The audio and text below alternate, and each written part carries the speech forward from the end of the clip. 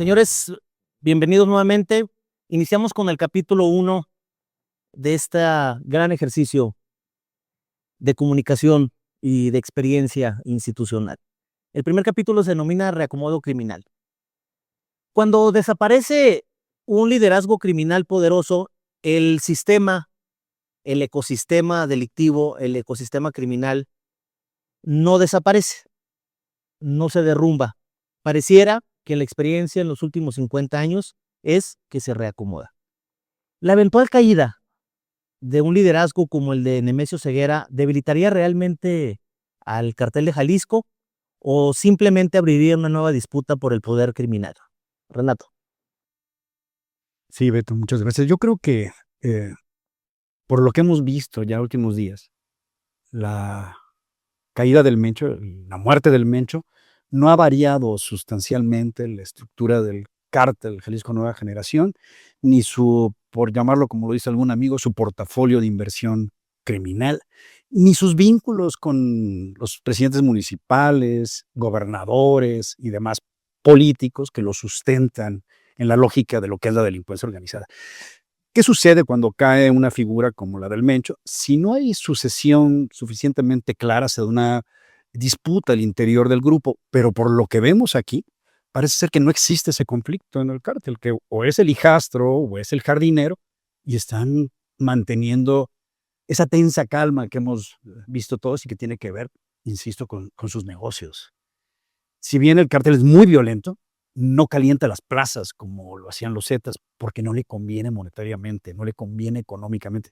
Yo creo que, como bien señalábamos hace un momento, la caída del Mencho, por supuesto que afecta al cártel, pero lo afecta como en determinado momento afectó quizás al cártel de Sinaloa, la captura del Chapo. Inmediatamente el Mayo y los Chapitos sustituyeron al Chapo, ¿no? Muchas gracias. José Luis. Coincido completamente, además, pues en una mesa donde hay expertos, qué complicado, más bien uno celebra el estar hasta de oyente, ¿no? Me parece que la experiencia a nivel nacional, a nivel internacional, nos demuestran, como bien lo señalabas con el ajedrez, una máxima. Voy a poner el ejemplo de Colombia, el intocable, el inaccesible, el inmortal y hasta Dios que llegó a ser considerado Pablo Escobar, líder del cártel de Medellín, pues finalmente fue abatido en el tejado de una casa en Medellín y el Estado Nacional colombiano prevalece. En el caso mexicano, pues desde la conformación de lo que fue la Federación de Guadalajara o el Cártel de Guadalajara, de Miguel Ángel Félix Gallardo, de Doneto, de Caro Quintero, pues estos liderazgos igual inmortales, imbatibles, inaccesibles, desaparecieron. Y a partir de ahí, pues vamos prácticamente ya aquí los maestros, ¿no? En la quinta generación, posiblemente de 1980 a la fecha, de liderazgos, de denominaciones de grupos de delincuencia organizada. Ahora el adjetivo internacional de organizaciones terroristas transnacionales, ¿no? ¿Qué es lo que va a variar? Pues la nomenclatura y el liderazgo. ¿Y qué va a prevalecer? Como en Colombia, el Estado Nacional colombiano, y como en México, el Estado Nacional mexicano y sus instituciones. O sea, es un tema de, diría Ortega y Gasset, pues prácticamente somos nosotros y nuestro momento y nuestra circunstancia, ¿no? Me parece que así estamos en este Pero momento. decía, y si no salvas a tu circunstancia, que es lo que te rodea, no te salvas tú. Efectivamente. Sí, no, ahora, Luis Carlos Nájera, bienvenido, hermano. Sí, muchas gracias. Bueno, el problema que yo veo y quiero recordar, en Sinaloa el enfrentamiento no fue inmediato. Después de la captura del Mayo Zambada, pasó un tiempo. La información que se tiene hasta ese momento en áreas de inteligencia es que todos los liderazgos están escondidos y tratando de rehacer las ligas, las comunicaciones. ¿Por qué? Porque tienen temor a que les pase lo mismo que le pasó ya al líder del cártel. Como ya mencionaron, hay diferentes actores. Tenemos al jardinero, tenemos al doble R, que ayer extrañamente corrió una noticia de que había sido detenido y estaba viendo que la noticia sale de Puerto Vallarta, que es algo que a mí me me llama mucho la atención. De ahí se dispersó y pues hay que ver qué intereses hay, ¿no? Tenemos varios jugadores que hay fricción entre ellos. Se mencionaba al Jardinero, el Sapo y el R3, que no tienen una muy buena relación. Entonces yo creo que tendríamos que esperar un poco más para ver qué tipo de reacomodos puede haber en Jalisco y dentro de este grupo delictivo. Muchas gracias, Luis Carlos. General. Muchas gracias. Indudablemente coincido con lo que han estado comentando y particularmente con lo que acaba de citar el señor fiscal del estado de Jalisco. Hace 4 años, un poco más, ya se hablaba de la muerte del Mencho por enfermedad terminal y todo eso, y ya se hablaba de los posibles sucesores. Hay uno que incluso no se ha mencionado mucho, que es un colombiano, Carlos Andrés Rivera Varela, alias La Firma. ¿Sí? Ya se hablaba de ellos. Y bueno, no pasó. Yo recuerdo cuando yo llegué a Michoacán, en mi análisis de perspectiva, decía, lo va a terminar y ya vamos a tener que enfrentarnos a este fenómeno. Pero no, siguió. Pero también es muy importante conocer las intencionalidades de estas personas, como lo decía el señor fiscal. ¿Cuántos hay ahorita y qué están pensando ellos? El doble R, el Jardinero, bueno, hasta el famoso tío Laco de Michoacán ya también está diciendo yo estoy aquí. Edwin Rivera Padilla de Zitácuaro, que por ahí en un mapa lo pusieron en Tierra Caliente, pero ese es en Zitácuaro. Y bueno, otros más que está acá ese sí en Tierra Caliente. Entonces, ¿qué están pensando estos liderazgos? O estos, por no ofender el tema, pero estas cabezas en torno a eso, que se ve que está en tensa calma. Pero también es importante analizar 3 fenómenos que han pasado del 2015 para acá. El año 2015, ustedes recuerdan cuando hubo un intento de captura y hubo el derribamiento de un helicóptero en donde lamentablemente murieron varios de mis compañeros y de la Policía Federal. Sí.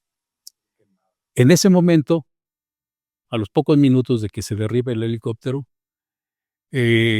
surge la serie de bloqueos y quemas de tiendas. Hubo 55 o 60 bloqueos en el estado de Jalisco y solamente dos en el estado de Guanajuato y solamente uno en el estado de Michoacán, en un municipio pegado precisamente a Jalisco, que es Vistahermosa de Negrete. 2015. 2025, allá por el mes de febrero o marzo, hubo otro intento de captura de alguien. No sonó mucho, pero por ahí, porque lo que sí se vio fue nuevamente los bloqueos y las quemas de vehículos. Y ahora, paradójicamente, en este nuevo fenómeno del 2025, hubo un bloqueo y quema de vehículos solamente en el estado de Jalisco, en Ocotlán, y el resto en Michoacán y Guanajuato. Y llegaron ahora hasta Contepec, es decir, los límites con el Estado de México. Si trazamos esas 2 líneas, la de 2015 y la de 2025, claramente vemos cómo era la línea de avance de este grupo delictivo. 2015 llegó hasta los límites con Michoacán, 2025 ya llega hasta los límites con el Estado de México y Querétaro. Entonces, estudiando eso o analizando eso, y bueno, ahora lo que pasó en el 2026, que también suena un poco raro y puede ser también por la forma en que piensan estos posibles sucesores. Resulta sintomático por qué en Michoacán, que es tan complicado, ahora nada, hubo tres quemas. Lo registra Sergio Aguayo en su columna de antier. Solamente Michoacán 3, pero ¿por qué? Fue la intencionalidad de ellos decir, no calentemos esto, o qué es lo que está pasando. Entonces yo creo que es muy importante en este reacomodo criminal estar considerando lo que en la doctrina militar se llama el estudio del orden de batalla, estar considerando ¿Cómo piensan estos posibles sucesores para ver si va a haber un reacomodo o se va a realizar? Gracias, general. Guillermo. A ver, yo quiero apuntar 2 elementos nuevos para tratar de responder la pregunta de ¿se va a debilitar o no?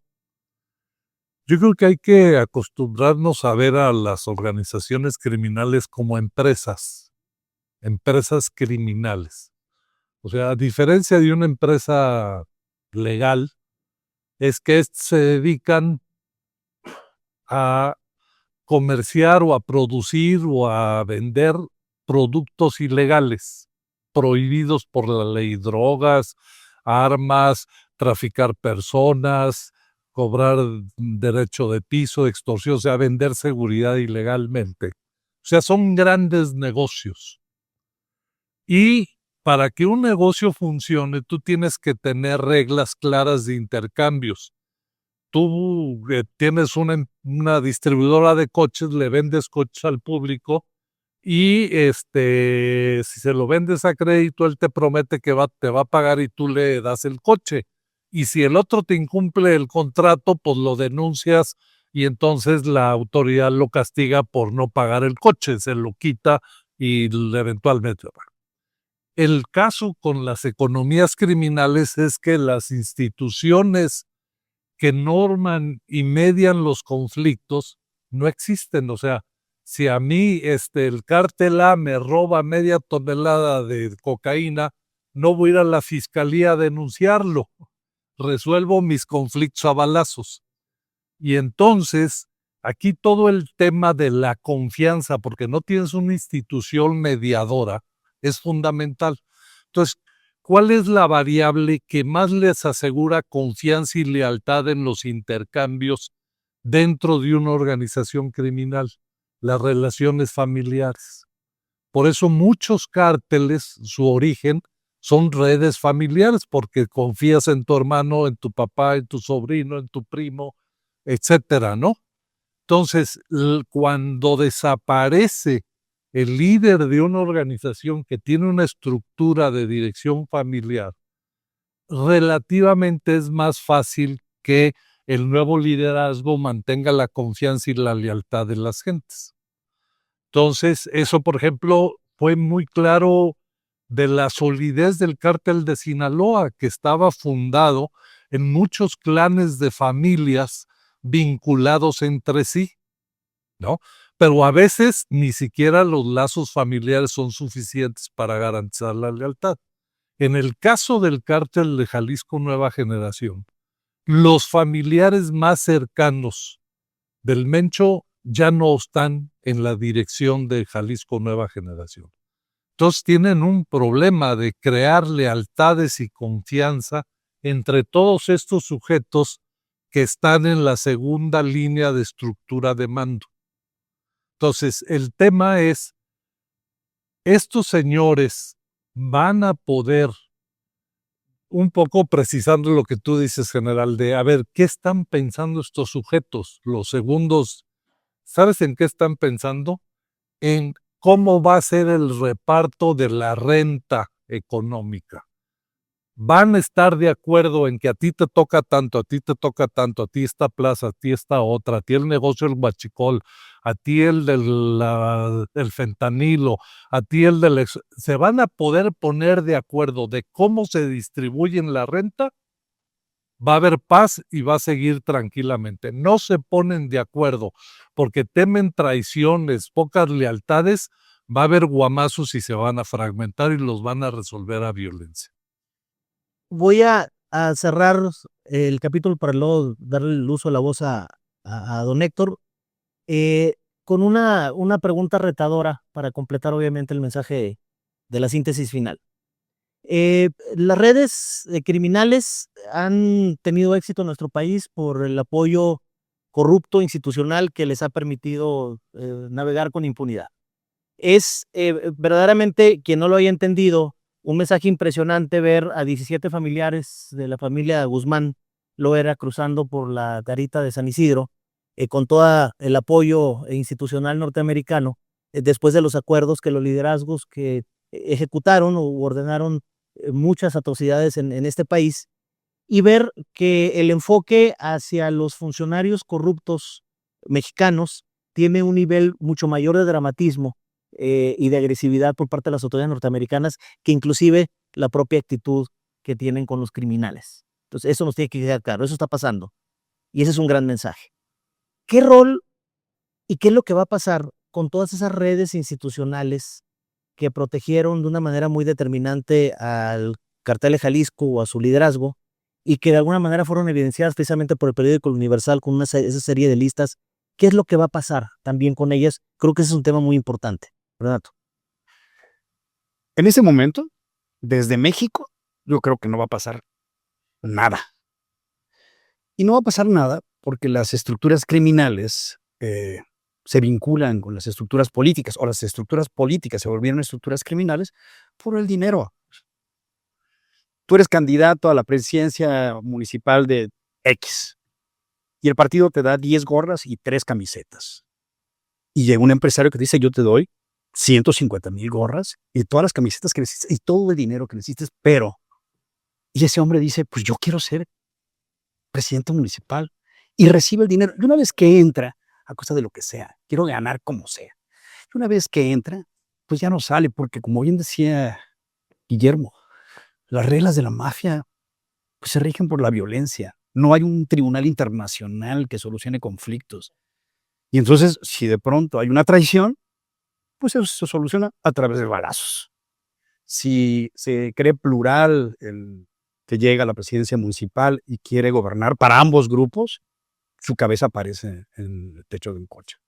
Entonces, mientras no haya un maxiproceso estilo Colombia, estilo Palermo y un Giovanni Falcone, esto no va a cambiar y está cambiando por Estados Unidos y por lo que estamos viendo. Retiremos de la ecuación a Trump en la teoría de la equivalencia de las condiciones y nada de esto que está pasando en México pasaría si no estuviera Donald Trump gobernando Estados Unidos. Tristemente, ¿qué va a pasar con el escudo de las Américas? Es un tema que también creo platicaremos, ¿no? Perfecto. José Luis. Coincido, maestro.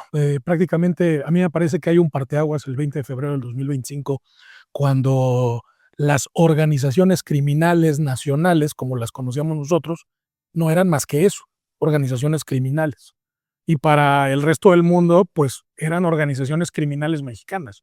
El 20 de febrero del 25 es tan emblemático, tan avasallante como lo fue eventualmente el Tratado de Libre Comercio del 94, donde sí efectivamente entre el presidente Bush papá y el presidente Salinas hubo, general, ¿no? Maestro, un acuerdo no solamente de los flujos comerciales entre las dos naciones junto con Canadá, sino un acuerdo en términos de intercambios de información, de operación, de coordinación con el vecino del norte. Es decir, era central el esquema y la agenda en materia de seguridad que se fincó o que sentó sus bases en el Tratado de Libre Comercio de 1994, pero que traía una agenda subyacente muy poderosa, ¿no? De mucho entendimiento, de mucha amistad, de mucha confianza entre los gobiernos de los Estados Unidos y de México. Bueno, 20 de febrero del 2025 es lo que ahora se está haciendo la revisión del TEMEC, es el nuevo acuerdo obligado en materia de intercambio de seguridad y de estrategia y de política pública en materia de seguridad. No es lo mismo darle tratamiento interior como organización criminal y que el resto del mundo diga son organizaciones criminales de México, a que 5 grupos, ¿no? Desde el 20 de febrero estén catalogados específicamente por el imperio. Habrá quienes les guste o no la visión del imperio, en fin, no es un tema es una lógica de seguridad nacional, de seguridad hemisférica, de seguridad global, donde pues se designa a 5 organizaciones criminales dentro de la afamada lista de 68 organizaciones criminales terroristas transnacionales. Eso te rediseña obligadamente la política pública en materia de seguridad. Entonces, ¿quiénes tienen que estar inmersos en eso? Pues todo el sistema de justicia, todo el sistema integral de justicia, que son las policías, las fiscalías, el poder judicial y el sistema penitenciario. O sea, estos 4 basamentos sobre los que está cimentado el sistema integral de seguridad y de justicia, pues no es lo mismo tratarlos a nivel pequeñito, ¿no? Pequeñito dentro de lo grave que es el tener organizaciones criminales que rentan, que trafican personas, que trafican droga, que trafican armas. Sí, no, que no vaya que traer una clasificación de organización terrorista transnacional. Y como bien lo dijiste, que prácticamente te sube, no digo un escalón, te pasa de la planta baja al penthouse, el cómo tienes que abordar tu política pública, ¿no? Luis Carlos. Bueno, a mí algo que me parece muy grave es que no haya habido una cadena de custodia de todo lo que se aseguró en este operativo, ¿sí? Eh, Aquí hay dos cuestiones muy graves. Todos los señalamientos están haciendo por medios de comunicación, ¿sí? Todas los que primero ingresaron a la casa, supuestamente vieron esas listas y quién sabe qué más encontrarían, fueron los medios de comunicación. Jurídicamente, esas pruebas ya están viciadas, ¿sí? Si hubiera una intención de castigar a la gente que está en esas listas y quién sabe qué más se pudo haber encontrado en materia de inteligencia en esa casa, pues ya se fue contaminada gravemente, ¿sí? Y legalmente, judicialmente va a ser muy difícil perseguir a esta gente. ¿Y qué es lo que estoy viendo yo? Hay un gran, bueno, más de lo que yo ya está descrédito hacia las autoridades por parte de la ciudadanía, que esto puede beneficiar a los cárteles de la droga. Ya no van a confiar en las policías federales, estatales, municipales. Van a llegar los cárteles y les van a decir, bueno, tú ya viste que fulano, sutano, perengano trabajan para mí y no les hacen nada. Entonces, nosotros somos los que mandamos en aquí, allá y acullá, ¿no? Yo creo que es un mensaje muy grave y una gran falla por parte del Estado mexicano. Ese es un gran punto, Luis Carlos. Muchas gracias. Señor general, Gracias. 2 minutos. Sí. 2 minutos, sí. Yo coincido con lo que dijo Renato, no va a pasar nada. No va a pasar nada. Y me voy un poquito a los antecedentes. En el año 2000 se firma el primer acuerdo nacional para el combate a la transparencia y combate a la corrupción, el 8 de diciembre del año 2000. Y en ese año México estaba en el lugar 53, donde el número 1 es el Estado-nación más transparente y el número 188 era el más corrupto. Senegal, todos esos países. Se crean las instituciones anticorrupción en el año 2000. Hoy día México está en el desastroso lugar 135. Sí. A pesar de que se han creado, la corrupción sigue avanzando. Es un poder corruptor inmenso, grande, que va a hacer que no pase nada. ¿Por qué? Porque ese poder corruptor va a entrar con otras autoridades. Y adicional a lo que decía Luis Carlos, esa parte social, ¿cómo lo hace? ¿Qué hace la delincuencia organizada en estos temas? Trata de meterse con la sociedad, les regala despensas, trata en un sentido metafórico de sustituir la función del Estado. Yo te doy todo ese famoso contrato social, yo te doy seguridad, yo te doy bienestar, pero yo te me mantengo controlado, ¿no? Entonces, vemos que hay algún efecto hidrometeorológico, un fenómeno, y ahí están entregando despensas. En Sinaloa, en Michoacán, en Guerrero, en todas partes.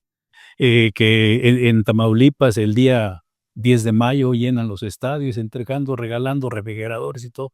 Ese poder corruptor, ¿sí? Que lamentablemente vivimos en ese Ouroboros, ese ser mítico que se va comiendo su cola entre la corrupción y la impunidad y no pasa nada. Entonces, por eso coincido, no va a pasar nada. Me encanta.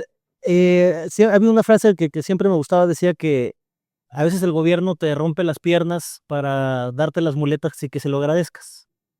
Lo que ha sucedido en nuestro país es que en muchas regiones el gobierno te rompe las piernas para que el crimen organizado te dé las muletas. Si lo agradezcas. Memo. A ver, yo creo que no va a pasar nada, coincidimos, sobre todo por dos cosas que son novedades de la 4T en su relación con el crimen organizado. O sea, toda la vida, desde que hay narcotráfico, ha habido colusión y participación de narcos y políticos. Es más, al principio las primeras empresas de narcotráfico eran de los generales, que eran gobernadores, allá en las épocas de la revolución. O sea, el narcotráfico era parte del gobierno. Han evolucionado y normalmente lo que se estableció de los 70s, 80s para acá es que el narco compartía un porcentaje de utilidades con los políticos y con las policías y con los ministerios públicos para que se hicieran de la vista gorda y tuvieran un buen nivel de vida. O sea, te comparto parte de las utilidades, tú haces lo que quieras y tú me dejas trabajar. Pero había cierta, digamos, diferencia entre el Estado y la organización criminal. Dos novedades de la 4T. Esa distancia, esa frontera se borra. ¿Por qué? Porque hay un acuerdo, o parece haber muchos elementos para sostener que hay un acuerdo entre políticos de Morena en muchos estados con las organizaciones criminales para decir: yo te doy permiso libre para que hagas lo que quieras, te doy control territorial, te lo permito, te lo facilito, y tú asegúrame de que yo gane la elección. O sea, intercambio, control territorial por hegemonía política. Sinaloa, Michoacán, en donde claramente hubo una intervención del crimen organizado el día de las elecciones para que ganaran los señores que están en los gobiernos estatales hoy.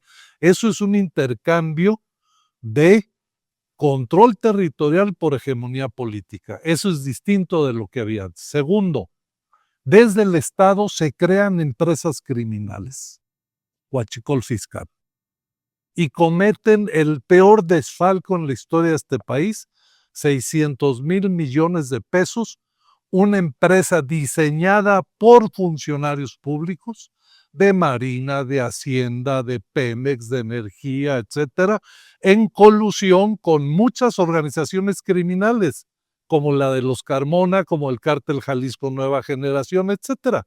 Entonces hay una imbricación ya brutal entre el dinero del crimen organizado y la política. ¿Quiere la presidenta, puede romper eso? Está en duda. Muy bien. Fabuloso, don Héctor. Resumen. Pues desde tiempo antes estaba la noción o la certeza de que efectivamente el Mencho era más una figura simbólica que una figura operativa. Era el hombre que infundía terror, más que una operación. Desde que fue abatido, en los días que han pasado, lo que se ha esclarecido es un poco la estructura de control territorial del Cártel Jalisco, que nos ha explicado que no depende del Mencho la operación de esta maquinaria. Hay los 6 jefes regionales, pero tampoco ni siquiera de los 6 jefes regionales. Puede Estados Unidos irse llevando a los 6 y la estructura está montada en varias vías. La estructura armada, pero también la estructura financiera, que esa es imposible de detectar y de desarticular. Dicen por ahí, alguna vez Luis Carlos Nájera lo dijo, el Mencho es el que jala el gatillo y los Queenies son los que lavan el dinero.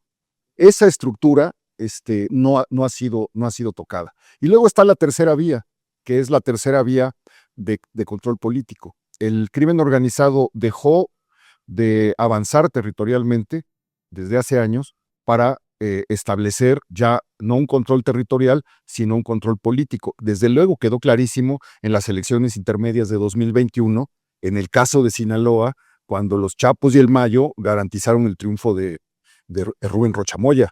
Quedó clarísimo con lo que pasó en Michoacán, lo que pasó en el Estado de México, en los municipios de la Tierra Caliente, lo que pasó en Guerrero, etcétera.